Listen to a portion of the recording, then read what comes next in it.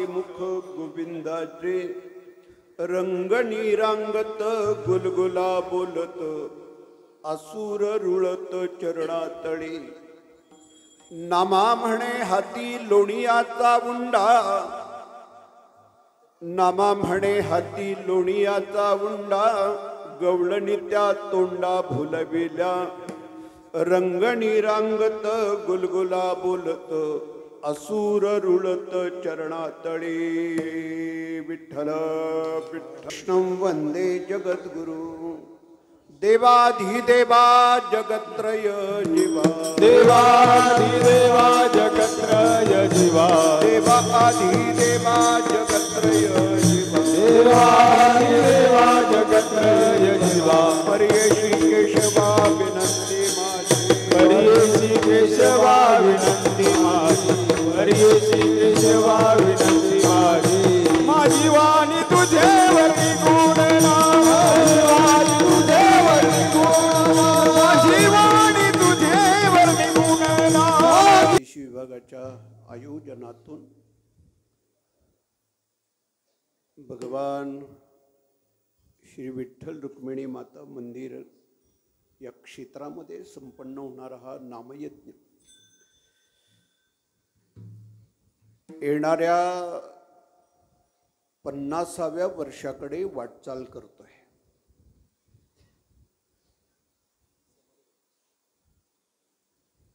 आधी या नामयज्ञाचा नामसप्ताहाचा समारोप सांगता काल्याच्या कीर्तनाने या ठिकाणी होत आहे. काल्याच्या कीर्तन प्रसंगी भगवत सेवेसाठी निवडलेला अभंग देवाचे अत्यंत निकटचे आणि जवळचे भक्त संत नामदेव महाराजांचा 3 चरणाचा मानवी जीवनाची समस्या निवारण करणारा हा अभंग आहे. आज सध्या मानवी जीवनाची जिवंत समस्या म्हणजे त्याच्या जीवनातलं जे दुःख आहे हे कशानं निवृत्त होतं ही समस्या निवारण करणारा हा अभंग आहे. विठ्ठला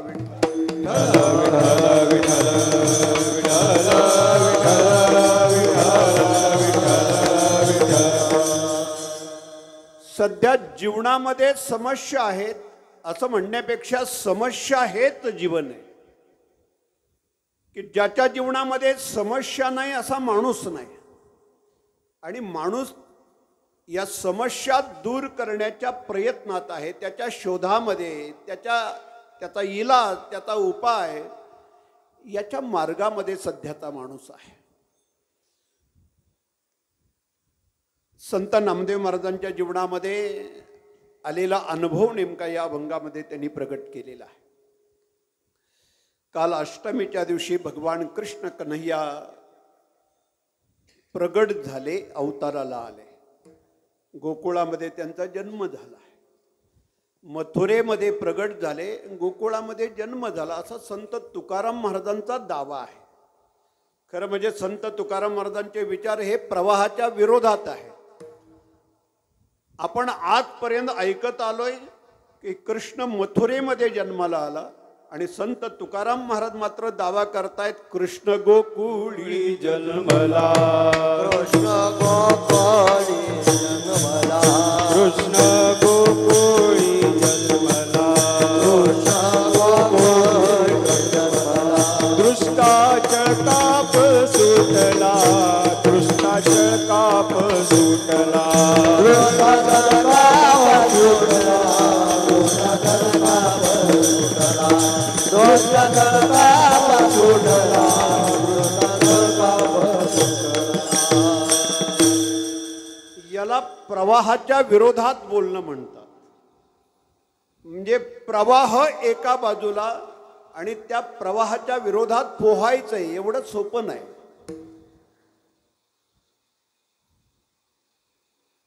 कृष्ण गोकुळात जन्माला आला संत तुकाराम महाराजांचा दावा आहे. मथुरेमध्ये प्रगट झालेले भगवान गोकुळामध्ये अवताराला आले, जन्माला आले, ही वाऱ्यासारखी बातमी कळली. भगवान कृष्ण या विश्वाचं एक तत्वज्ञान आहे. अगदी सोप्या भाषेमध्ये हिंदू धर्माला मिळालेली एक अलौकिक देणगी म्हणजे भगवान कृष्ण आहे. विठ्ठल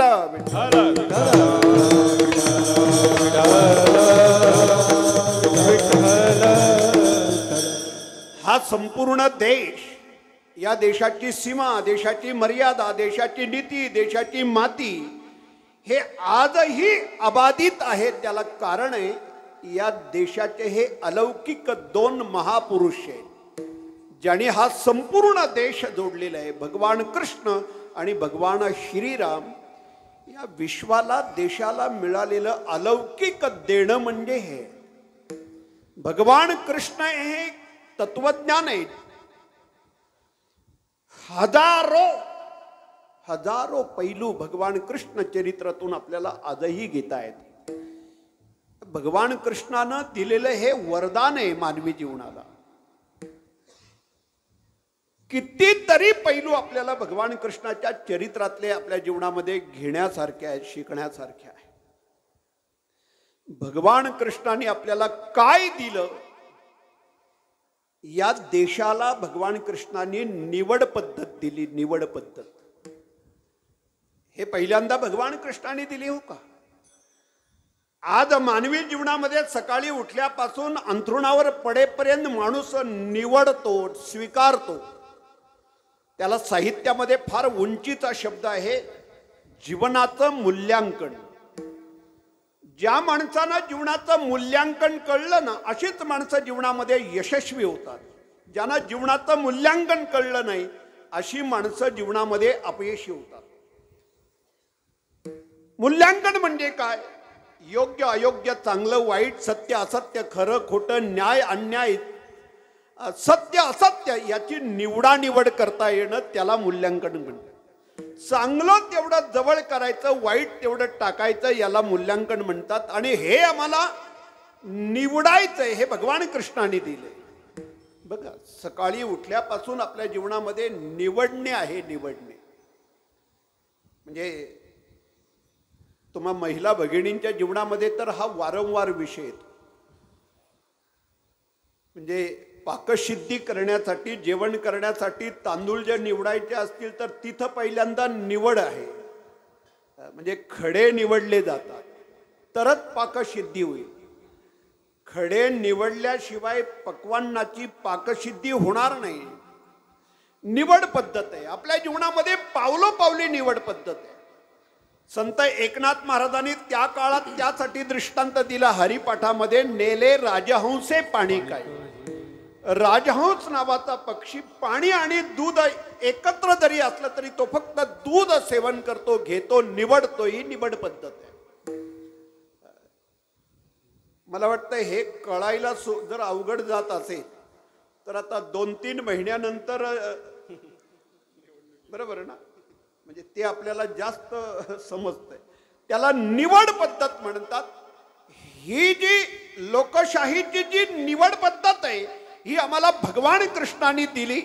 ही भगवान कृष्णाच्या चरित्रातून आम्हाला प्राप्त झाली. निवडा भिन्न यातून निवडा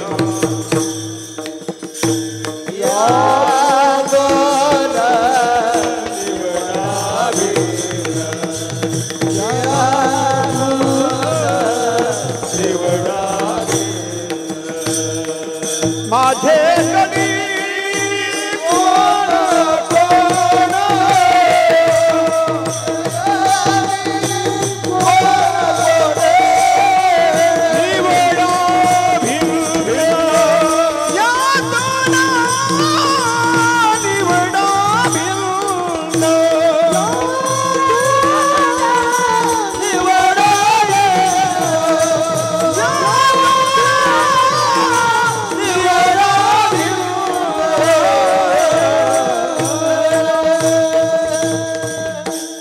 भगवान कृष्णाने आम्हाला संघटन कुशलता दिली. संघटन कसं असावं हे भगवान कृष्णाच्या चरित्रातून आम्हाला शिकायला मिळते. म्हणजे संघटन कुशलता हा भगवान कृष्णानं दिलेला एक अलौकिक गुण आहे. अन्यायाच्या विरुद्ध बंड पुकारणं हा गुण भगवान कृष्णाच्या चरित्रातून आम्हाला मिळालेला आहे. म्हणजे निसर्ग हे मानवी जीवनाला मिळालेलं वरदान आहे आणि निसर्गाचं रक्षण करायचंय, पर्यावरणाचं रक्षण करायचंय, हे भगवान कृष्णाने आम्हाला शिकवलंय. परंपरेनं गोकुळ गावामध्ये परंपरेनं वर्षातून एकदा इंद्राची पूजा करण्याची परंपरा असायची. त्याला इंद्रयाग म्हणतात. म्हणजे गोकुळ गावाच्या परंपरेला भगवान कृष्णाने छेद दिला. एखादी परंपरा मोडायची एवढं सोपं नाही, लक्षात आलं. आणि संपूर्ण गोकुळ ग्रामस्थांना एकत्र करून भगवान कृष्णाने त्यांना सांगितलं, आजपासून इंद्र पूजा बंद. पूजा करायची असेल तर गोवर्धनाची पूजा करायची, म्हणजे डोंगराची पूजा करायची, निसर्गाला पूजायचं. निसर्ग हे आम्हाला मिळालेलं वरदान आहे. पाऊस आम्हाला सृष्टी देते, निसर्ग देतोय. म्हणजे याला प्रवाहाच्या विरोधात बोलणं, अन्यायाच्या विरोधामध्ये बंड पुकारणं हे आम्हाला भगवान कृष्णानं शिकवलेलं आहे. आवाज हे होतं, मला हँग होतंय बघा ना. गेन द्या फक्त, इथल्या इथे आवाज झाला पाहिजे. विठ्ठला विठ्ठला विठ्ठला विठ्ठला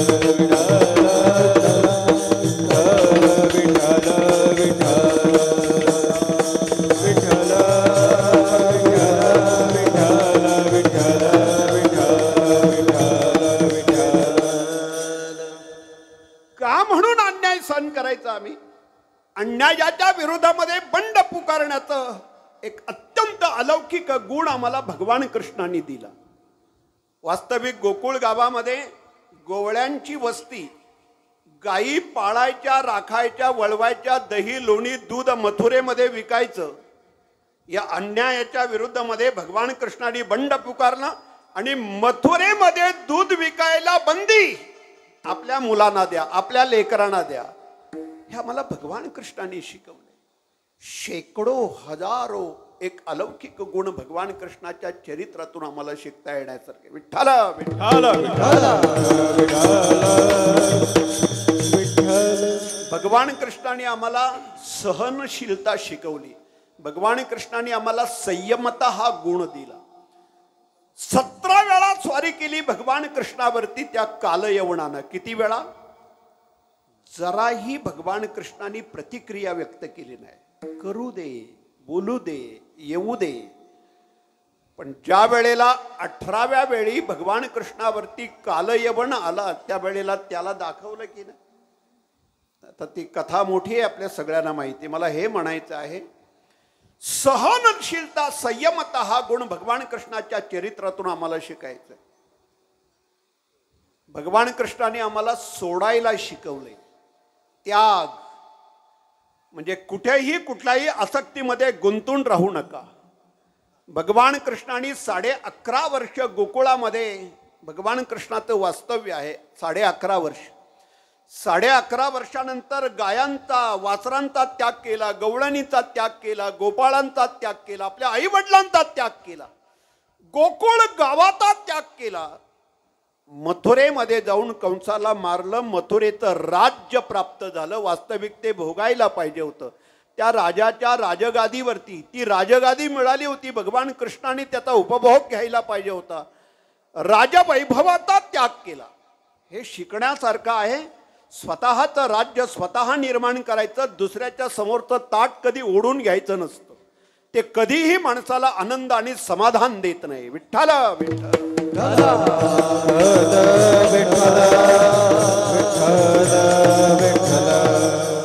महत्वाकांक्षी माणसं भगवान कृष्णाच्या चरित्रातून हा गुण घेतात.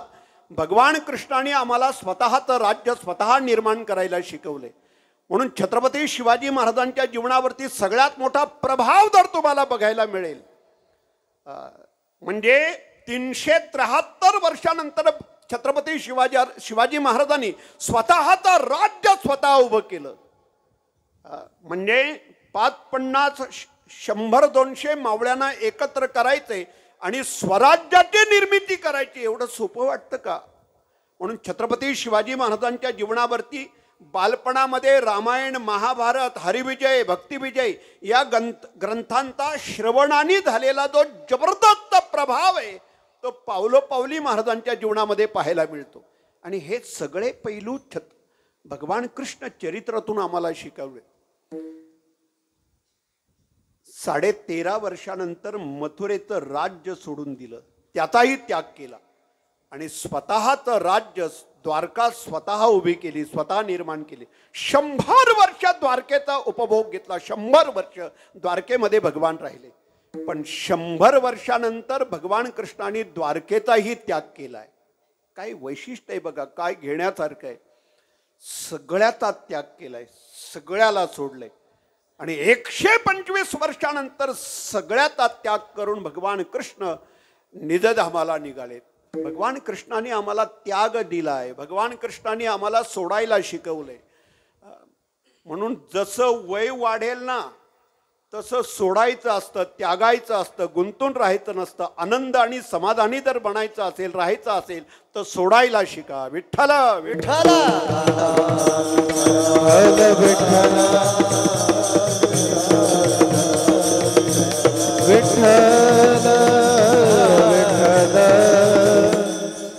हजारो पैलू भगवान कृष्ण चरित्रातून आम्हाला शिकता येतात. हजारो पैलू. या देशामध्ये समाजामध्ये असणारी जी विषमतेची दरी याचं पहिल्यांदा उच्चाटन कुणी केलं असेल, ही विषमता दूर जर कुणी केली असेल तर भगवान कृष्णाने. गरीब श्रीमंत, लहान मोठा, स्त्री पुरुष, राव रंक, आजही समाजामध्ये दरी आहे, सामाजिक दरी, आणि ही आजही पाहायला मिळते.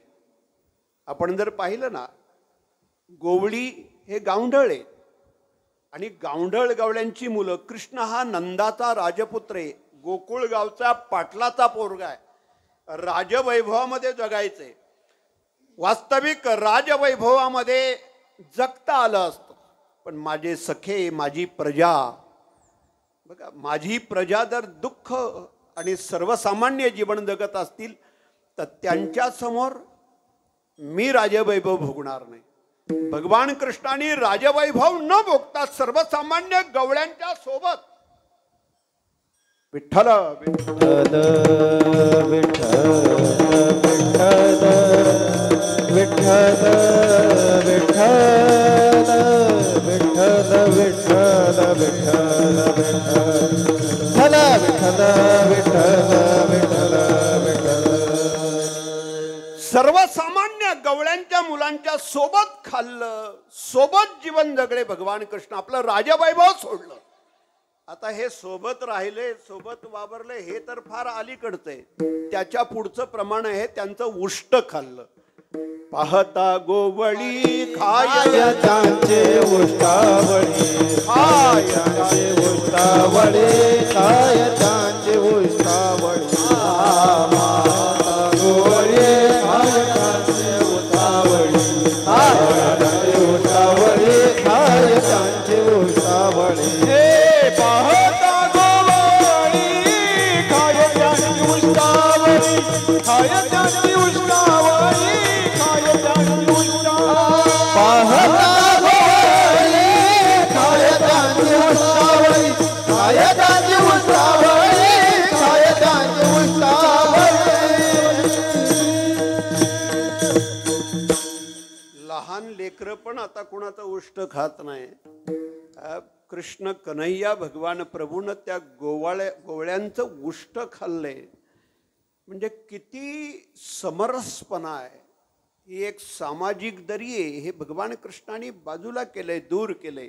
आपण एक आहोत हा संदेश, समानतेचा संदेश, सहिष्णुता, बंधुभाव, समता, हे या भारतीय संस्कृतीची जी जीवनमूल्य आहेत हे भगवान कृष्णाने आम्हाला वरदान म्हणून दिलेली आहे. परवा आपल्या या सप्ताहामध्ये एका कीर्तनकारानं एक मुद्दा क्षणभर सांगितला होता. जलशुद्धी करण्याचा संदेश भगवान कृष्णाने पहिल्यांदा दिलाय. म्हणजे ज्याला जलशुद्धीकरण म्हणतात.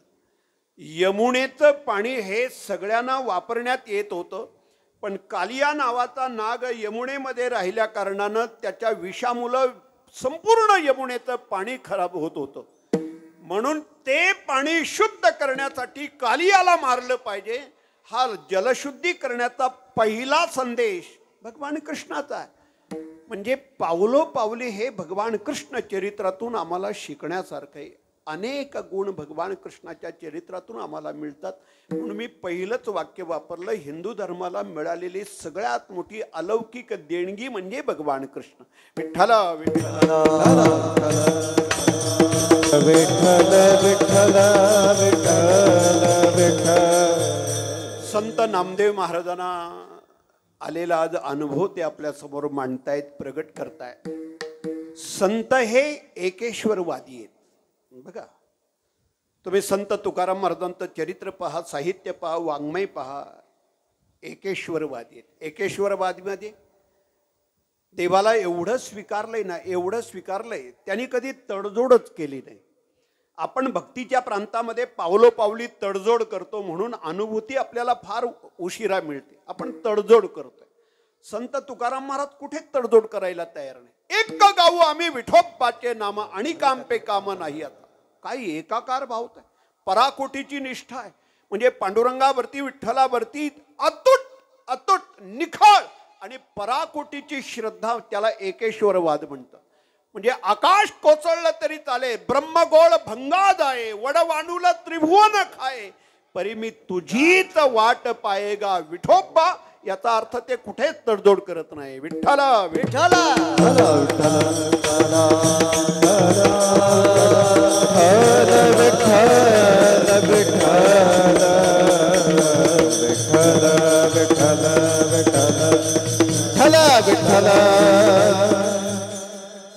संत नामदेव महाराज हे पांडुरंगाचे अत्यंत निकटचे भक्त आहेत, जवळचे भक्त आहेत. म्हणजे पांडुरंगाच्या समीप आणि जवळ असणारे संत म्हणजे संत नामदेव महाराज. आपण जर पाहिलं ना, म्हणजे पंढरी क्षेत्रामध्ये तो वास्तव्य असल्या कारणानं खूप जवळचं नातं पांडुरंगाचं. मला वाटतं आपल्या सगळ्यांना ती कथा माहिती आहे. म्हणजे 4-2 दिवस वडिलांना बाहेर जायचं होतं. नामदेव महाराजांच्या वडिलांना 4-2 दिवस बाहेर जायचं होतं. फक्त एवढंच सांगितलं, या 8 वर्षाचा लहान नामदेव, त्याला सांगितलं, अरे नामदेवा, पांडुरंगाला नैवेद्य दाखवायचंय, मी 4 दिवसासाठी बाहेर जातो, ही जबाबदारी तुझी आहे. किती निखल श्रद्धा असेल. म्हणजे जराही त्याच्यामध्ये कुठे काही अंश नाही असा. देवाच्या समोर नैवेद्य ठेवला, पांडुरंगा देवा हे नैवेद्य घे. त्याला काय माहितीये देवाला नैवेद्य फक्त दाखवायचंय. देव नैवेद्य खातो एवढी श्रद्धा. 10 मिनिटं, 15 मिनिटं, अर्धा तास झाला, पांडुरंग नैवेद्य घेत नाही. नामदेवानी म्हटलं, आज पहिल्यांदा आलोय, आजपर्यंत वडील नैवेद्य घेऊन येत आहेत, पहिल्यांदाच आलोय, नैवेद्य घे. त्यांना काय माहिती देव नैवेद्य, आतापर्यंत वडिलांनी फक्त नैवेद्य दाखवण्याची सवय लावले. देव नैवेद्य घेत नाही, खात नाही, म्हणून नामदेव महाराजांनी थोडा आवाज वाढवला. जर नैवेद्य घेतला नाहीस तर तुझ्या समोर तुझ्या पायावरती डोकं आपटून मी माझा जीव देईन, चालेल का? मग मात्र पांडुरंगाने पाहिलं, असा थरथर थरथर कापायला लागला देव, थरथर.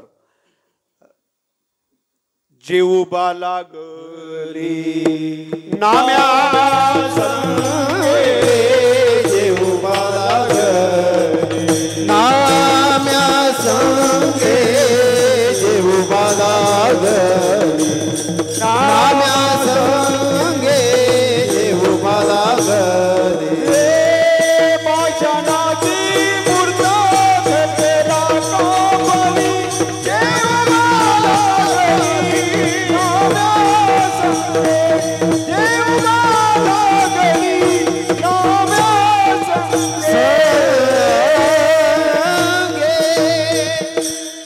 पाषाणाची मूर्त थरथरा कापली, जेवूबा लागली नाम्या संगे. काय अधिकार असेल भक्तीतला, समोर जेवायला. हा बाळहट्ट आहे, वयाच्या 8व्या वर्षाचा, किती निकट संबंध असेल. आणि हाच पांडुरंग जो पूर्वकाळ आहे, जो पंढरी क्षेत्रामध्ये दिंडीर वनामध्ये रुक्मिणी रुसून आली म्हणून तिच्या शोधामध्ये आलेला तो कृष्ण इथून द्वापार युगाला प्रारंभ झालेला आहे. मला हे म्हणायचं आहे, हा गोकुळातला प्रसंग नामदेव महाराजांनी म्हणजे ज्या वेळेला गोकुळवासियांनी पाळण्यातल्या कृष्णाला पाहिलं, त्या गोविंदाचा श्रीमुख पाहिल्यानंतर काय घडलं हे वर्णन करणारा अभंग. मथुरेमध्ये प्रगट झाले, गोकुळामध्ये आले. अगोदर काही 15-20 दिवस तयारी केली होती. म्हणजे नंद राजाची एक सुनंदा नावाची बहिणी होती, तिला बोलून घेतलं होतं. आपल्या बहिणीला सांगितलं होतं की तुझी वहिनी थोडासा कालावधी जवळ आलाय, कोणीतरी जबाबदार करता माणूस असावा म्हणून तुला बोलून घेते, तुझ्याकडे अनुभव आहे म्हणून तू 4-2 दिवस 8-10 दिवस अगोदर ये. दादानी सांगितलं म्हणून ही सुनंदा नावाची बहीण 8 दिवस अगोदर येऊन बसली.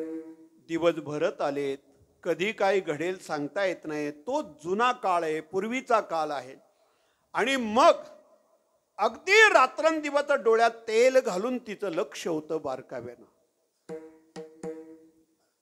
इकडे भगवान मथुरेमध्ये प्रगट झाले आणि त्यांना गोकुळामध्ये यायचे. आपल्या वडिलांच्या कानाजवळ हलून जाऊन भगवान कृष्णाने सांगितलं, मी इथे जरी अवताराला आलो तरी मला इथं ठेवायचं नाही.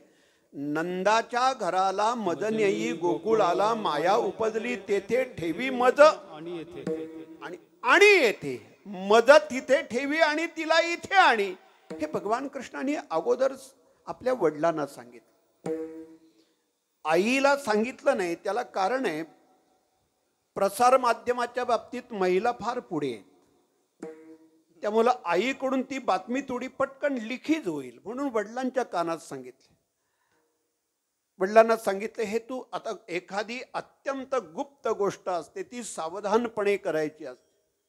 रात्रीच्या वेळेला भगवान कृष्ण कन्हैयाला अत्यंत प्रतिकूल परिस्थितीतून सगळ्या अडचणी, सगळे प्रतिबंध तयार झाले. ह्या सगळ्यावरती मात करून वसुदेवानं कृष्णाला गोकुळामध्ये आणून पहाटे पहाटे सोडलं. जसा कृष्ण रडायला लागला, बाळ रडायला लागलं, तसं 8 दिवस आलेली म्हणजे नंदराजाची 8 दिवस अगोदर आलेली बहीण जागी झाली झोपेतून आणि दरवाजा उघडून पाहते तर लहान गोंडस लेकरू नेमका आपल्या वहिनीच्या कुशीमध्ये बाजूला झोपलेलं आहे. ते रडत आहे. तिला पश्चाताप झाला थोडा की मी एवढा प्रयत्न केला, 8 दिवस ज्याच्यासाठी आलो ते काम माझ्याकडून काही घडलं नाही. म्हणजे हे सगळ्यांच्या कल्पनेच्या, सगळ्यांच्या दृष्टीच्या पलीकडचा हा विषय. कुणाला कळणारी ही गोष्ट? भगवान कृष्ण कन्हैयाचं हे असं येणं कुणाला कळणार आहे? कुणालाच कळलं नाही. पण पहिल्यांदा तिनं सगळ्यांना जाग केलं आणि सगळं सांगितलं, तुम्हाला समजलं का? उठा उठा.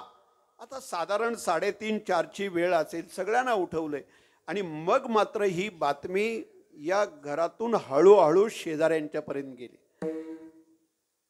आजूबाजूच्या घरामध्ये कळलं. उतरत्या वयामध्ये नंद राजाला मुलगा झाला. साधारण 55-60च्या नंतरचं उतरतं वय आहे आणि नंद राजाला मुलगा झाला, राजाला मुलगा झाला. याचा अपरिमित आनंद सगळ्या गोकुळ गावामध्ये, सगळ्या गावात कानाकोपऱ्यामध्ये सगळ्यांना घरी पोहोच. कृष्णाचं एका दिवसाचं वय वाढायला लागलं. अष्टमी झाली, नवमीचा दिवस उत्सव केला. नवमीच्या दिवशी अख्खं गाव एकत्र झालं. एका दिवसाचा उत्सव, पण एवढा मोठा उत्सव केला. देवाचे उत्सव हे जपायचे असतात. देवाच्या उत्सवाला सांभाळायचं असतं. उत्सव हा आपल्या हिंदू धर्माचा गाभा आहे. उत्सवामुळं आपण आणि आपल्या मुलं उत्सव आहे. उत्सव हाच माणसाला आनंद देतो. उत्सव हाच माणसाला समाधान देतो. उत्सवा व्यतिरिक्त जीवन कसं आहे हे संत तुकाराम महाराजांनी एका प्रमाणामध्ये सांगितलं. येरती माईके दुःखाची जनिती. उत्सवा व्यतिरिक्त जीवन हे दुःखमूल आहे. म्हणून एका दिवसाचा उत्सव पण खूप मोठ्या प्रमाणामध्ये केला. उत्सव हे मोठ्या प्रमाणात झाले पाहिजेत. मी तुम्हाला वेगळं समीकरण सांगेन. येणाऱ्या काळामध्ये उत्सवानेच उत्सव साजरे केले पाहिजेत. म्हणून उत्सव करणारे जे ग्रामस्थ आहेत, उत्सव करणारे जी कोणी संघटक असतील, उत्सव करणारी जी माणसं असतील, 2-5 वर्ष उत्सव त्यांनी मागून वर्गणीतून लोकवर्गणीतून करायचे 2-5 वर्ष. पण 2-5 वर्षाच्या नंतर हळूहळू थेंबे थेंबे तळे साचे करता करता एक त्या उत्सवातूनच उत्सव साजरे झाले पाहिजेत अशा प्रकारची योजना त्या करत्या माणसांना करता आली पाहिजे. कारण किती दिवस उत्सव मागून करणार. मागणारी माणसं तीच आणि देणारी माणसं पण तीच. ती कुणाकुणाला देणार. त्यांच्या दारामध्ये देवी बसवणारे जातात, सार्वजनिक गणपतीवाले जातात, क्रिकेटवाले जातात, पण गावात काही एक देवी आहे का. इकडची तिकडची म्हणजे सगळे मागायला त्यांच्याच दारात. देणारी माणसं तीच आहेत. म्हणून पुढच्या काळामध्ये येणारे होणारे उत्सव हे उत्सवातूनच पार पडले पाहिजे. विठ्ठल विठ्ठल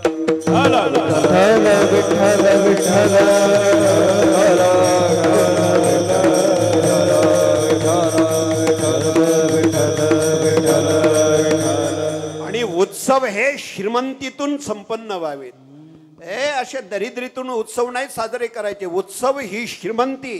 अरे आपल्या जीवनाचा, हिंदू धर्माचा, संस्कृतीचा, धर्माचा गाभा आहे. गाभा ही टेकडी म्हणजे धर्मस्थळ आहे. आपण एकत्र होतोय, त्यानिमित्तानं एकत्र जमतोय. उत्सव जर झाले नाही तर समाज विखुरला जाईल, माणसं विखुरली जातील. एकत्र कशी येणार. ईश्वर हा केंद्रस्थान आहे या उत्सवाचा. म्हणून देवाचे उत्सव. आपण राजवाडे बांधतो, मंदिरं घरं बांधतो. देवाला का बरं एवढं वैभवात ठेवू नये. म्हणून उत्सव हे फार वैभवातच व्हायला पाहिजे. मी आता माझं व्यक्तिगत मत सांगतोय. विठ्ठल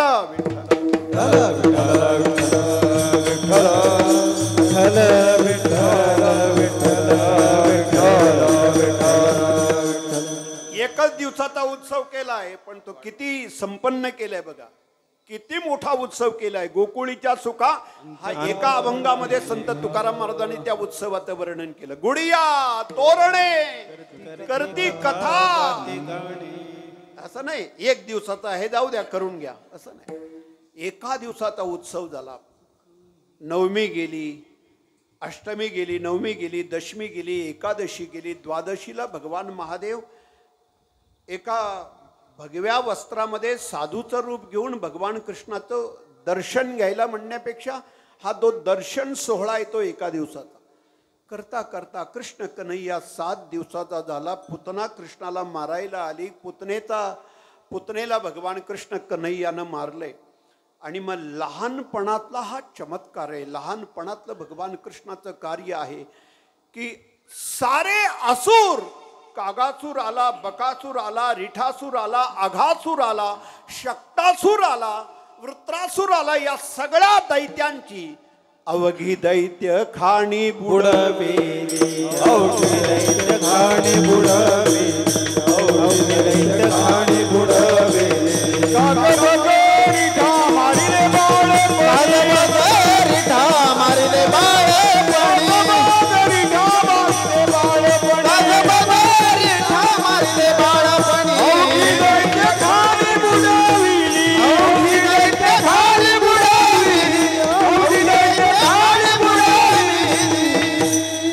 काग बग रिठा मारिले बाळपणी अवघी दैत्य खाणी बुडविली. लहानपणातलं हे कार्य. कृष्ण कन्हैया लहानाचा मोठा होऊ लागला आणि मग त्याला एक दिवस पाळण्यामध्ये पहिल्यांदा घालण्यात आलं. लहान लेकरं ही क्रमशः हळूहळू निसर्गाच्या नेमाप्रमाणे त्यांच्यामध्ये 8-15 दिवसांनी सतत बदल होत असतात. म्हणून 16 संस्कार आहेत ना आपल्या हिंदू धर्माचे. या 16 संस्कारामध्ये पहिला संस्कार आहे गर्भधान संस्कार. म्हणजे लहान लेकरू गर्भामध्ये असताना त्याच्यावरती पहिले संस्कार करायचे असतात. तिथून संस्काराला सुरुवात होते. बाकी सगळ्या गोष्टी आपण फार चांगल्या पद्धतीनं करतो, पण मुलांच्या वरती जे संस्कार आहेत याच्याकडे आपलं दुर्लक्ष होतं. मी स्पष्ट बोललो तर तुम्हाला वाईट वाटेल, राग येईल. आज बऱ्याच कुटुंबामध्ये मुलं ही समस्या बनत चालली. बऱ्याच कुटुंबामध्ये एक लहानसं यंत्र हातात घेतल्याशिवाय मुलं राहायलाच तयार नाही, जगायलाच तयार नाही. काही काही वडील येऊन सांगतात हा मोबाईल शिवाय राहतच नाही. हे सांगायला तरी त्यांना सांगायलाही वाटायला पाहिजे जीवाला, का राहत नाही, तुम्ही कमी पडताय, तो कमी पडत नाही. आमची लेकरं मोबाईल शिवाय राहू शकतात, मग तो घरातला मुलगा का मोबाईल शिवाय राहू शकत नाही. विठ्ठल विठ्ठल.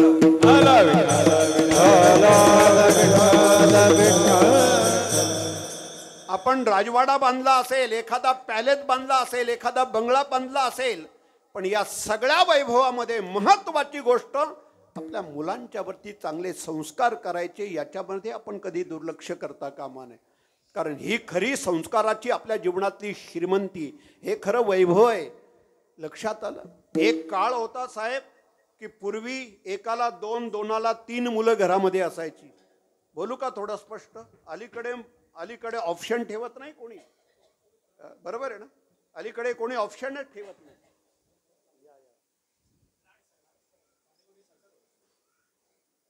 असत नाही. एका मुलावरती संपूर्ण आयुष्यात, संपूर्ण जीवनाचं भवितव्य. काय म्हटलं? लक्षात आलं. त्या संपूर्ण कुटुंबाचं भवितव्य जर एका मुलावरती आहे आणि त्याच्यावरती जर योग्य संस्कार झाले नाही तर याचे परिणाम पश्चातापाशिवाय सध्या काही वाट्याला नाही.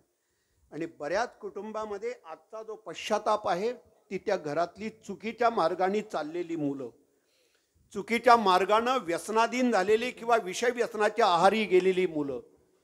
म्हणून ठराविक वयामध्ये मी थोडं स्पष्टपणे बोलतो, काही धर्मामध्ये मुलं पाळण्यात असल्यापासून त्याच्यावरती आपल्या संस्काराचं आणि धर्माचं बीज त्याच्यामध्ये पहिल्यांदा रोवलं जातं. आम्ही 20-25 वर्षाची मुलं मोठी झाल्यानंतर त्यांच्यावरती हातातून बाहेर गेल्यानंतर संस्कार करायला निघतोय. खरं म्हणजे लहान वयामध्ये ते रोवलं पाहिजे, त्याच्यामध्ये ते बीज त्याच्यामध्ये त्यावेळेला ओतलं पाहिजे. तरच एक मुलगा म्हणजे या देशाचा एक घटक आहे, या संस्कृतीचं धर्माचं रक्षण करणारा घटक आपल्या घरातून एक जन्माला येतोय. त्याच्यामध्ये कुठल्या प्रकारचे संस्कार आणि कुठल्या प्रकारचं बीज त्याच्यामध्ये रोवलं पाहिजे, हा मोठ्या माणसांच्यावरती असणारा, आपल्यावरती असणारा हा फार मोठा जबाबदारीचा मुद्दा आहे. आणि याच वेळेला आपण दुर्लक्ष करतोय. भगवान कृष्ण चरित्रातून आम्हाला हे शिकायचंय. 16 संस्कार क्रमशः का केले जातात? पाळण्यात घालण्याचा एक संस्कार आहे. आणि मग कृष्ण कन्हैयाला पाळण्यात घातलं, अख्ख्या गोकुळ गावाला आमंत्रण दिलं. महिला तर बहुसंख्येने आल्या, पुरुष मंडळी गावा म्हणजे नंदराजाच्या पाटलाच्या अंगणामध्ये सगळे हजारोच्या संख्येने बसले. सगळ्या महिला राजवाड्यामध्ये. बरं काय लहान राजवाडा काय, 9 मंडप म्हणजे 90 मंडप आहेत नंदराजाच्या राजवाड्याच्या सभोवताली 90 मंडप, 8 मजली राजवाडा. म्हणजे असं भव्य दिव्य हे वैभव आहे नंद पाटलाचं, नंदराजाचं. आणि पुरुष मंडळी सगळी बाहेर, महिला मंडळी सगळी आत. भगवान कृष्ण कन्हैयाला पाळण्यात घालण्याचा दिवस आहे. ते संस्कार झाले, कृष्ण कन्हैयाला पाळण्यात घातलं. आणि मग सगळ्या गोकुळ गावातल्या महिलांनी पुरुषांनी भगवान कृष्णाला पाळण्यात घातलेलं पाहिल्यानंतर काय झालं हे संत नामदेवानी वर्णन केलं अभंगाच्या पहिल्या चरणात. दुःखाची निवृत्ती सुखाचे ते सुख, दुःखाची निवृत्ती सुखाचे ते सुख, दुःखाची निवृत्ती सुखाचे ते सुख, दुःखाची निवृत्ती सुखाचे ते सुख, दुःखाची निवृत्ती सुखाचे ते सुख, दुःखाची निवृत्ती सुखाचे ते सुख, दुःखाची निवृत्ती सुखाचे ते सुख, दुःखाची निवृत्ती सुखाचे ते सुख. पाता तुझे मुख गोविंदा, पाता त्रिमुख गोविंदा, रंग निरंजता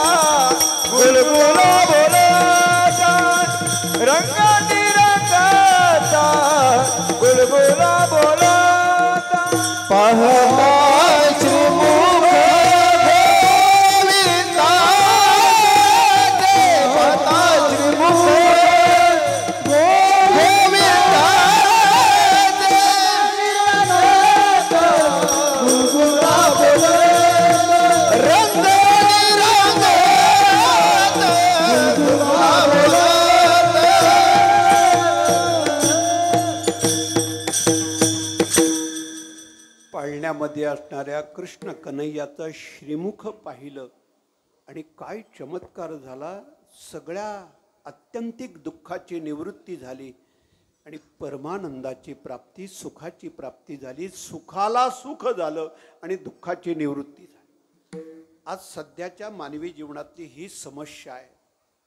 त्याचं दडून ठेवलेलं, झाकून ठेवलेलं दुःख माणूस सांगत नाही, उघडा होत नाही, तो ओपन करत नाही. या देशामध्ये, या जगामध्ये असा माणूस नाही की त्याला कसली काळजी नाही, चिंता नाही, त्याला कसलं दुःख नाही. फक्त तो प्रगट करत नाही, तो दाखवत नाही. हे माझं म्हणणं नाही, हा संत तुकाराम महाराजांचा दावा आहे आपल्यावर. संत तुकाराम महाराज म्हणतात, ठाऊकची आहे संसार दुःखाचा, चित्ती क्षीण त्याचा वाहू नये. प्रत्येकाला ठाऊक आहे, प्रत्येकाला माहिती आहे, पण तो त्याचं दुःख प्रगट करत नाही, उघडं करत नाही. म्हणून भगवान कृष्ण म्हणजे श्रीमद भगवद्गीता हे आम्हाला हे शिकवते. अर्जुनाने पहिल्या अध्यायामध्ये आपलं दुःख व्यक्त केले, आपली व्यथा मांडली. त्याला फक्त साहित्यामध्ये विषाद शब्द वापरलाय आणि मग भगवान कृष्णाने त्याच्यावरती इलाज, दुसऱ्या अध्यायापासून, भगवद्गीतेच्या दुसऱ्या अध्यायामध्ये त्याच्यावरती इलाज, सांख्ययोगापासून इलाज सुरू झाले. म्हणून आजार, रोग सगळ्यांच्या समोर झाकून ठेवले तरी चालतील, पण डॉक्टर समोर उघड करा तरच निरोगी होता येईल. आज माणूसच लपून ठेवतोय, झाकून ठेवतोय. उघड व्हा. म्हणजे अलीकडच्या तरुणांनी, अलीकडच्या मुलांनी घरातल्या वडीलधारांना सांगा, तुमच्या काही व्यथा असतील, तुम्ही कुठल्या गुंत्यामध्ये गुंतला असाल, काही वेळेला कुठल्या तरी व्यवहारामध्ये ही भयानक अशा जाळ्यामध्ये मुलं गुंतत जातात. सांगायला पाहिजे मुलांनी, उघड व्हायला पाहिजे, बोलायला पाहिजे. एखादी घटना घडून गेल्यानंतर तुम्ही जर बोलत असाल तर त्याचा काही उपयोग होणार नाही. म्हणून वेळेतच वडीलधाऱ्यांच्या समोर आपल्या व्यथा सांगा, मांडा. अलीकडे आपण पाहतोय ना, आत्महत्येचं प्रमाण प्रत्येक क्षेत्रामध्ये वाढायला लागले, प्रत्येक क्षेत्रामध्ये. वास्तविक बाबा आमटे एक मोठं नाव आहे या देशाच्या इतिहासामध्ये, जगाच्या इतिहासामध्ये, ज्याच्या पिढ्यानपिढ्या बाबा आमटेंच्या कुष्ठरोग्यांची सेवा करण्यामध्ये गेल्या. पण त्याच डॉक्टर बाबा आमटेंच्या कुटुंबामध्ये, एका पिढीमध्ये डॉक्टर शीतल आमटेने स्वतःचं जीवन थांबवले. अरे, वैद्यकीय क्षेत्रामध्ये, देशाच्या इतिहासामध्ये मोठं नाव असणाऱ्या कुटुंबामध्ये देखील अशी व्यथा, असं घडावं. म्हणजे देशाच्या इतिहासामध्ये एवढं उदार. आता अभिनय क्षेत्र म्हणजे या देशामध्ये, नव्हे जगामध्ये ज्यांचं नाव नोंदलं गेलं, म्हणजे आपल्या हाकेच्या अंतरावरती चौक जवळ ते ND स्टुडिओ, म्हणजे मोठं नाव आहे. नितीन देसाई म्हणजे माझं तर त्यांचं प्रत्यक्ष बोलणं व्हायचं. मी तर मी एक शंका विचारली होती त्यांना. म्हणजे माझा एका ऐतिहासिक विषयावरती शंका होती. म्हणजे त्यांनी दाखवलेला मिर्झा राजाचा मुलगा हा 35 वर्षाचा दाखवला होता. माझं म्हणणं होतं, दादा 18 वर्षाचा मिर्झा होता, तुम्ही 18 वर्षाचा दाखवायला पाहिजे.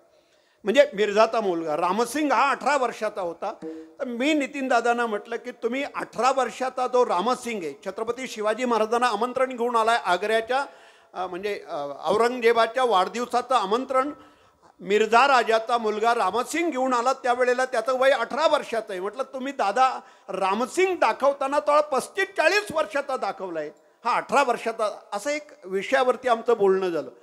एक मोठं नाव आहे, भलं नाव आहे, देशाच्या, महाराष्ट्राच्या इतिहासातलं नाव आहे. पण एका महाजाळ्यामध्ये गुंतल्यानंतर कुठेतरी आपण आपलं जीवन थांबवण्याचा माणूस प्रयत्न करतोय. ही जीवनाची समस्या आहे. म्हणून मोकळा व्हा, बोला, आपल्या मित्राला सांगा, वडिलांना सांगा, कधीतरी आई समोर हितगुज करा. तुम्ही बोलला नाही तर काय होईल? विठ्ठल विठ्ठल विठ्ठल विठ्ठल विठ्ठल विठ्ठल विठ्ठल विठ्ठल विठ्ठल विठ्ठल विठ्ठल विठ्ठल विठ्ठल विठ्ठल. प्रत्येक माणूस कुठेतरी आतमध्ये आपलं दुःख लपून ठेवतोय. तो दुःख लपून ठेवतोय, सांगत नाही, तो उघड करत नाही. ठाऊकची आहे संसार दुःखाचा, चित्ती क्षीण त्याचा वाहू नये. मग कशाने बरं निवृत्ती होईल? नामदेव महाराज म्हणतात, त्याचं फक्त श्रीमुख पाहिलं. कधीतरी पांडुरंगासमोर एक भावानं एकाग्र दृष्टीनं पांडुरंगाकडे पाहत बसा आणि पाहता पाहता आता दृष्टी पुढे ऐसा चितूर आहे सदा माझे डोळे भगवान प्रभूचं श्रीमुख पाहिल्यानंतर पाहता श्रीमुख सुखावले सुख पाहता श्रीमुख सुखावले सुख सुखावले सुख दयांची भूक नवद माझ्या दयांची भूक नवद माझ्या. म्हणून मराठी साहित्याचं हे सगळ्यात मोठं वैभव काय माहिती, एका शब्दाला कितीतरी अशी समानार्थी नावं आहेत. याला मस्तक म्हटलं जातं, माथा म्हटलं जातं, डोकं म्हटलं जातं, शीर म्हटलं जातं. सगळी नावं समानार्थी वाटतात पण सगळ्याचे अर्थ भिन्न भिन्न आहेत. वदन वेगळे, तोंड वेगळे, मुख वेगळे, श्रीमुख वेगळे, बरोबर की नाही. काही वेळेला वदन म्हणतो, काही वेळेला मराठी अभंगामध्ये साहित्यामध्ये शब्द आहेत याला वदन म्हटले, काही ठिकाणी त्याला तोंड म्हटले, काही ठिकाणी त्याला चेहरा म्हणतात. तुम्ही काय फेस म्हणत असाल काय, आणखीन काय चेहरा म्हणतात. आणि कधी कधी आपण त्याला थोबाड पण म्हणतो, बरोबर की नाही. कधी कधी म्हणतो अरे त्याचं थोबाड पाहिलं आज कामच नाही झालं, म्हणजे तेच तोंड पण त्याला आपण थोबाड ठरवलंय का का ते पाहिल्यानंतर कामं होत नाही आणि इकडे पाहिल्यानंतर दुःखाची निवृत्ती होते. बघा हा फरक आहे हो का. सगळ्या गोकुळवासिया गवळणीने गोपाळाने पाळण्यातल्या कृष्णाला पाहिलं आणि काय झालं, पाहता श्रीमुख गोविंदाचे, त्या गोविंदाचा श्रीमुख पाहिलं आणि दुःखाची निवृत्ती झाली. असं एकच ठिकाण आहे की त्याच्या जवळ गेल्यानंतर आयुष्याचं सारं दुःख दूर होतं. सज्जन हो, म्हणून देव माझा आणि मी देवाचा कधीतरी आयुष्याचं हे नातं जोडा. जीवनाचं सर्वस्व सुख हे देवाच्या पायाजवळ आहे, देवाजवळ आहे. त्याच्याकडे गेल्याशिवाय हे आम्हाला समाधान आणि सुख मिळणार नाही. म्हणून तुम्ही कितीही उद्योगामध्ये कामाधंद्यामध्ये असा, आपापल्या व्यवसायामध्ये असा, पण दिवसभरामध्ये असा एक क्षण यायला पाहिजे की त्या क्षणामध्ये आम्ही देवाशी एकरूप व्हायला पाहिजे. तुझ्याशिवाय काही नाही. जे आहे ते केवळ तुझ्या मुलं आहे. होताय ते तुझ्या मुलं होताय, घडताय ते तुझ्या मुलं घडताय. मी निमित्त मात्र आहे तो तूच सर्वस्व आहेस. म्हणून दुःखाची निवृत्ती, सुखाचे ते सुख पाहता श्रीमुख गोविंदाचे. कृष्ण कन्हैया पाळण्यातून हळूहळू हळूहळू मोठा होऊ लागला आणि मग तळवे तळ हात टेकित, तळवे तळ हात टेकित, डाव्या गुडघ्याने रांगत, डाव्या गुडघ्याने रांगत, रंगणी रांगत तो म्यारे किला विषये. रंगणी रांगत तो म्यारे किला विषये. अंगणी रंगणा तो म्यारे किला विषये. कृष्ण कन्हैया लहानाचा मोठा होऊ लागला. तळवे तळहात टेकायला लागला. घरातल्या राजवाड्याच्या भिंतीला एका हाताने धरून तो हळूहळू असा उभा राहायला लागला. आणि मग जसं वय वाढायला लागलं तसं कृष्णाच्या मुखातून हे बालपणाचे बोबडे शब्द हळूहळू यायला लागले. मग आई काय, बाबा काय, काका काय, मामा काय, मुलं लहान वयामध्ये हळूहळू बोलायला लागतात. बोलता बोलता बोलता असं गोड बोलणं. घरातलं लहान मूल नुसतं एक शब्द जरी बोललं तरी अख्खं घर आनंदी होतं. माझं लेकरू बोलायला लागलं, माझं लेकरू चालायला लागलं, माझं लेकरांनी करवट बदलली, माझा लेकरू असा उलटा पालता झाला तरी अख्ख्या घरामध्ये आनंद. लेकराचं हे गोंडच सारं जीवन सगळ्या घरातल्या माणसांना वेड करतं, आकर्षित करतं. कृष्ण कन्हैया लहानाचे मोठे व्हायला लागले. करता करता गोकुळ गावातलं जे मुख्य कार्य आहे म्हणजे अवतार कार्याचं प्रयोजन त्याला म्हणतात. कृष्ण अवतार कार्याचं प्रयोजन काय, त्याची 3 प्रयोजन आहेत. एक धर्माचं रक्षण करणं, भक्तांचं संरक्षण करणं आणि दुष्टांचं धर्मरक्षा वया अवतार घेशी धर्मरक्षा वया अवतार घेशी आपुल्या पाळीशी भक्त जना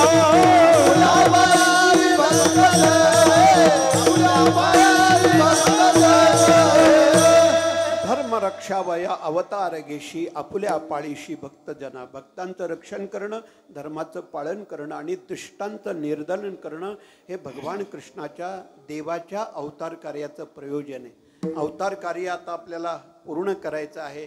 गोकुळ गावातल्या गोपाळांना बोलून घेतलं, सगळ्या गोपालांना एकत्र केलं, त्यांचं संघटन केलं. म्हणून कृष्ण चरित्रातून संघटन कुशलता. संत ज्ञानेश्वर महाराजांनी हा जो मांदियाळी शब्द आहे ना, हा संघटन सूचक आहे.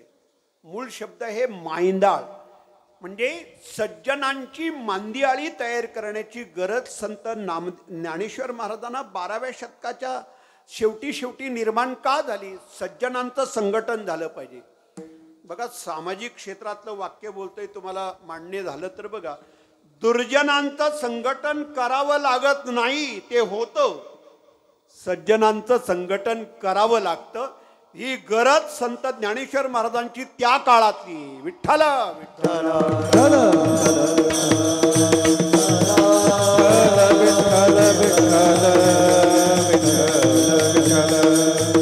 आपल्या वयोगटातल्या सगळ्या गोपाळांना भगवान कृष्ण कन्हैयानं एकत्र केलं, त्यांना संदेश दिला, त्यांना कर्तव्याची जाणीव करून दिली. बघा, परंपरेनं आपल्या गावामध्ये आपण गोळी वंशामध्ये आहोत. गायी पाळायच्या, राखायच्या, वळवायच्या, दही लोणी दूध तयार होतं, मथुरेमध्ये विकलं जात आहे. हे आजपासून थांबवायचं आपल्याला मिळालं पाहिजे. सकस आणि पौष्टिक आहार जर या वयामध्ये मिळाला तर हीच मुलं पुढे बलवान होतील. हे देशाचं रक्षण करतील, धर्माचं रक्षण करतील, कुटुंबाचं रक्षण करतील, गावाचं समाजाचं रक्षण करतील. माणूस हा एक समाजातला अत्यंत महत्त्वाचा घटक आहे.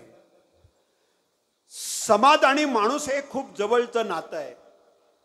मी माझ्यासाठी जन्माला आलोय असं म्हणण्यापेक्षा मी समाजासाठी जन्माला आलोय, देशासाठी जन्माला आलोय, मी धर्मासाठी जन्माला आलोय, माझं कर्तव्य, त्या कर्तव्याची इति कर्तव्यता, त्याला पूर्तता कळली पाहिजे. आपल्या जीवनाचं संत जर सांगतात आम्ही वैकुंठवाशी आलो, याच कारण आपल्याला सांगता येऊ नये आपण कशासाठी आलोय. आपल्या जीवनाचं कर्तव्य काय? देव, देश आणि धर्म हे काही मुद्दे आहेत आपल्या समोर. आपण आपल्यासाठी जगणं त्याला व्यष्टी विचार म्हणतात. ज्या वेळेला माणूस दुसऱ्यासाठी जगतो त्याला समष्टी विचार म्हणतात. विठ्ठल विठ्ठल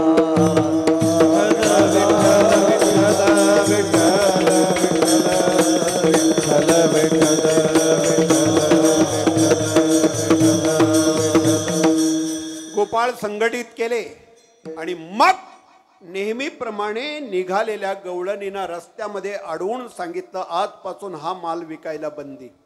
गवळणीने ऐकलं, पण काही हट्टवादी आपलंच खरं करणाऱ्या गोपी होत्या, त्यांनी ऐकलं नाही. आणि मग कृष्ण कन्हैयानं दुसऱ्या दिवसापासून त्यांच्या घरी जाऊन चोरी करण्याचा निर्णय सगळ्या गोपालांना सांगितलं. भले चोरी करावी लागली तरी चालेल, पण याचा परिणाम चुकीचा होता कामा नये. ते मथुरेमध्ये विकलं जाईल, दैत्यांना मिळेल, ते मगरमस्त होतील. उद्या त्यांनी जर आपल्यावरती आक्रमण केलं तर आपल्याला नेस्तनाबूत व्हावं लागेल. बघा, मानसशास्त्रातलं एक छान वाक्य, मानवी जीवनातली दुर्बळता हे दुसऱ्याला आक्रमणाला कारणीभूत होतं. साहेब लक्षात आलं? वैचारिक दुर्बळता नेहमी दुसरी माणसं आपल्या विचाराच्या दुर्बलतेचा फायदा घेऊन ती आक्रमण करतात. शंका विचारणारी माणसं, प्रश्न विचारणारी माणसं कुणाला प्रश्न विचारतात? कुणाला प्रश्न विचारतात? अहो, तुमच्या दुर्बलतेचा फायदा घेतात. त्यांना म्हणा, विचारायचं असेल, शंका निरसन करायच्या असतील तर एखाद्या विचारवंताला, एखाद्या अभ्यासू माणसाला विचाराव्या. तुम्ही दुर्बल राहिलात की इतर माणसं त्याच्या तुमचा फायदा घेतल्याशिवाय तुमचा, म्हणून विचाराची श्रीमंती, विचाराचं म्हणजे दौर्बल्य कधी ठेवायचं नाही. हे भगवान कृष्णाने म्हणजे कितीतरी बोलता बोलता हे सगळे पैलू कृष्ण चरित्रातून आपल्याला मिळतात. विठ्ठल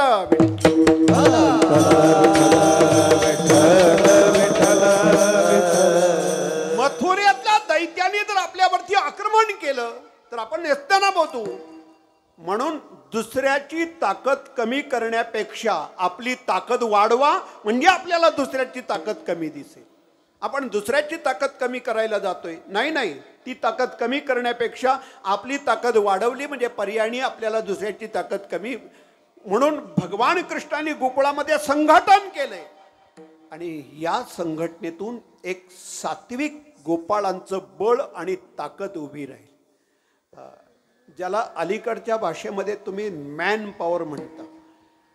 रिलेशन कॉन्टॅक्ट हे एवढे मेंटेन्स करावे लागतात, माणसं जपावी लागतात, संघटन करावं लागतं आणि सात्विक सज्जनांचं संघटन आपल्या जीवनामध्ये खूप उपयोगाचं आहे.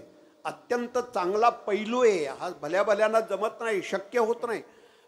आज आपण या देशामध्ये महाराष्ट्राच्या इतिहासामध्ये अशी माणसं पाहतो की लाखो करोडो माणसं गोळा होतात, त्यांच्या पाठीमागे असतात. त्याला कारण आहे संघटन कुशलता हा एक पैलू आहे त्यांच्या जीवनातला. विठ्ठल विठ्ठल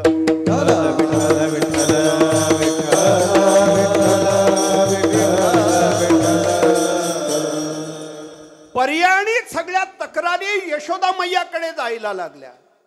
कृष्णानं आमच्या घरी चोरी केली, कृष्ण आमच्या घरी आला, अशा अनेक तक्रारी जाऊ लागल्या. एकदा राधेच्या घरची तक्रार नेमकी यशोदेच्या कानापर्यंत गेली. राधेची सासू म्हणजे अनया गवळ्याची आई वृद्ध आहे, म्हातारी आहे. या एकांतामध्ये अशा 4-5 वृद्ध 4-5 म्हाताऱ्या अशा एकत्र बसल्या होत्या आणि एकांतामध्ये एका अंगणामध्ये या वृद्ध महिला बसल्यात. त्यांचं बोलणं, त्यांच्या गप्पा चालू आहे. आता 4-5 महिला वृद्ध जर एकत्र आल्या तर त्या काय हरिपाठ करतील का? काय करतील? काकड आरती काय करतील? काय त्यांचं सून पुराण सुरण होतं. सून पुराण, तुम्हाला सून पुराण माहिती आहे? तुम्हाला गरुड पुराण माहिती असेल, तुम्हाला हरिविजय पुराण माहिती असेल, भक्तिविजय माहिती असेल, रामायण माहिती असेल. हा सून पुराण आहे. बसायची खोटी की त्यांचं सून पुराण सुरू होतं. माझी सून अशी आहे, माझी सून अशी बघते. काय काळ होता आपला, म्हणजे इथून सुरुवात होती नाही का? काय आपला काळ होता. कधी डोक्यावरचा पदर खाली पडला नाही. काय काय काय मांडलं या पोरी. आता काय सुनानी, ही तिचं सांगते, ही तिच्या सुनेचं सांगते. तुम्हाला एक सांगू का, आयुष्याचा शेवटचा काळ जर तुम्हाला चांगला घालवायचा असेल ना तर तुम्ही सुनेला देखील मुलगी मानायला शिका ना. काय हरकत आहे? सुनेला देखील चांगलं स्वीकारायला शिका ना. तुम्ही चांगली सर्व्हिस दिली, चांगलं जर वागवलं तर तीच शेवटच्या काळामध्ये खरंच तुम्हाला त्याची परतफेड चांगली करेल. मी परवा एका उत्तर कार्याचं प्रवचन करायला गेलो तर 1 तासात 2 तासापूर्वी कोणीतरी आम्हाला सांगतात, महाराज हे कुटुंबामध्ये असं झालं तसं झालं. तर एक वृद्ध म्हातारी मेली. तर ते उत्तर कार्याचं प्रवचन करायला गेलो तर मला 1 तासापूर्वी अगोदर एका माणसाने सांगितलं, म्हणे या म्हातारीच्या सुनेनं म्हणे 1.5 ते 2 वर्ष एवढी घाण काढली, एवढी सेवा केली, आपण कल्पना करू शकत नाही. आणि ज्या वेळेला ती सासू गेली ना त्यावेळेला ती सून एवढी रडत होती. मी एका वाक्यात सांगितलं की ज्या सासूची सून सासू गेल्यानंतर जर ओक्साबोक्षी रडत असेल तर आपण समजायचं त्या सासूनं तिला चांगलं वागवलेलं दिसते. आणि सून जर बोट मोडत असतील तर समजायचं ही त्रासच देत असेल म्हणून ती पिढा गेली नाही. सून पुराण चालू आहे त्यांचं. आणि करता करता त्या मथुरेतल्या एका वृद्ध बाईनं या राधेच्या सासूजवळ हा विषय मांडला. अगं म्हणे तुझं लक्ष नाही अलीकडे. तुझी राधा नावाची सून तुला माहिती आहे का? तू घराच्या बाहेर पाहत नाही, तुझं अवधान नाही, तुझं लक्ष नाही. पाण्याला गेल्यानंतर विहिरीकडे जाताना तो नंद पाटलाचा पोरगा नाही का कृष्ण, तो वाटेत उभा राहतो आणि उभा राहिल्यानंतर त्याच्या समोर बोलते काय, त्याच्या समोर काही डोक्यावर पदर नाही, चालणं बोलणं हे तुला आतापर्यंत माहिती नसेल. लक्ष ठेव, पुढच्या काळामध्ये दुसऱ्यानं जर चुकीचं सांगितलं त्याच्यावरती विश्वास बसतो. आणि त्या दिवसापासून त्या राधेच्या सासूनं निर्णय घेतला, आता लक्ष ठेवायला पाहायला पाहिजे. डोळ्याने बघू ते खरं, कानाने ऐकू ते दुसऱ्याचं, आपण डोळ्याने बघू ते खरं. म्हणून एक दिवस ती स्वतः घरातून निघाली. पुढे आपल्या सुनेला पाणी आणायला पाठवलं. आता राधेचं चालणं अभंगातून वर्णन केले. काय काय रे काय, डोळे मोडीत असंच ना. वारियाने कुंडल हाले, वारियाने कुंडल हाले,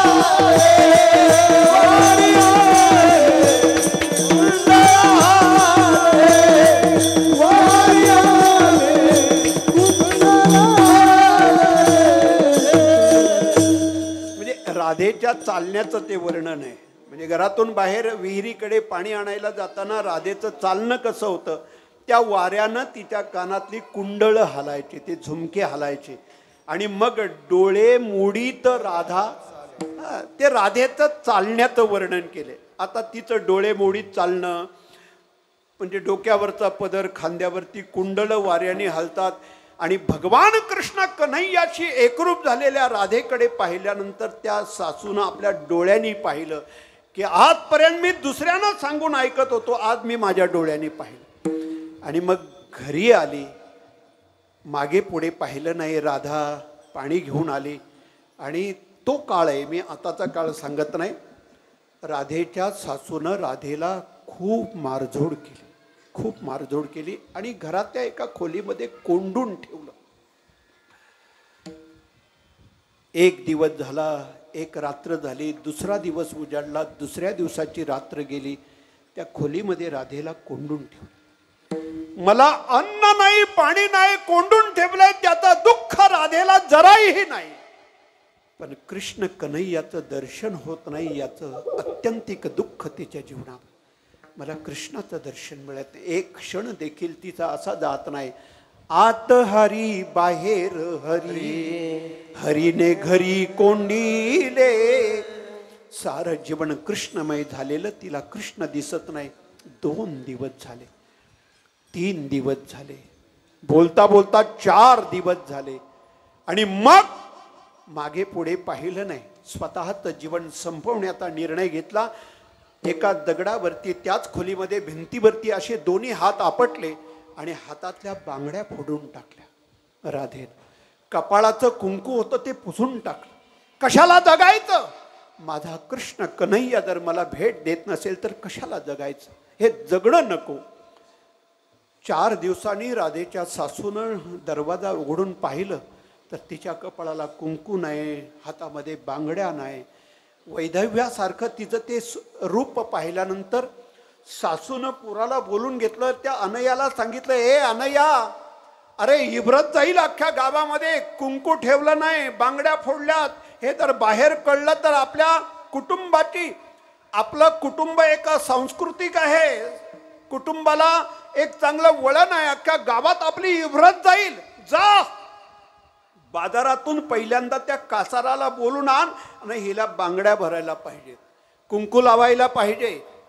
आणि मग तो अनया आहे, तो कासाराला बोलवायला म्हणून रस्त्यानं निघाला. बाजारामध्ये पहिल्याच बाजारपेठेच्या पहिल्या दुकानामध्ये एक वृद्ध असा कासार, आता रंगीबेरंगी त्या कासाराची ते भांडे पेटी आहे, गळ्यात त्या बांगड्यांच्या माळा अशा नाही का, तसं ना, म्हणजे पिवळ्या असतील, हिरव्या असतील, निळ्या असतील, अशा वेगवेगळ्या रंगाच्या त्या बांगड्या गळ्यामध्ये आहेत, डोक्यावरती असा तो वृद्ध कासार बसलेला आहे. लीलया त्या वाटेनं कासार गल्लीमध्ये गेल्यानंतर हा कासार म्हणजे सामान्य नाही, भगवान कृष्ण कन्हैया कासाराचं रूप घेऊन होता. याच वृद्ध कासारानं भगवान कृष्णानं या लीलयाला विचारलं, म्हणे कुठं निघालात? अरे कुठं काय? बायकोच्या हातातल्या बांगड्या फुटून गेलेल्या आहेत, बांगड्या भरायच्या आहेत म्हणून कासाराला बघायला आलोय. म्हणे मी येऊ का? म्हणे चला. आता ह्याला तेच पाहिजे होतं. आणि मग बांगडी बांगडी कासार आलाय असा गल्लीनं ओरडत ओरडत नेमका हा कासार नेमका त्यांच्या घरी आला. सासूनं सांगितलं माझ्या सुनेला बांगड्या भरा. बांगड्या भरण्यासाठी कासार खोलीमध्ये गेला. त्यावेळेला कासाराने पाहिलं 4 दिवस अन्न नाही, पाणी नाही. रडून रडून डोळ्यातून अश्रू वाहून डोळे असे सुजलेले आहेत, डोळे मिटून घेतलेले आहेत. राधा डोळे उघडायला तयार नाही. वृद्ध कासारानं बांगड्या भरायला म्हणून हात पुढे केलं आणि मग राधेचा हात कृष्ण कन्हैयाच्या हातात, जसा हाताचा कृष्ण कन्हैयाचा स्पर्श झाला तसं राधेने डोळे उघडले आणि सांगितलं, कन्हैया, अरे कृष्ण आहेस का तू?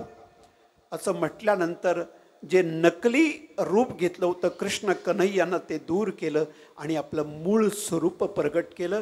राधेच्या जीवनातली सारी आत्यंतिक दुःख दूर केली.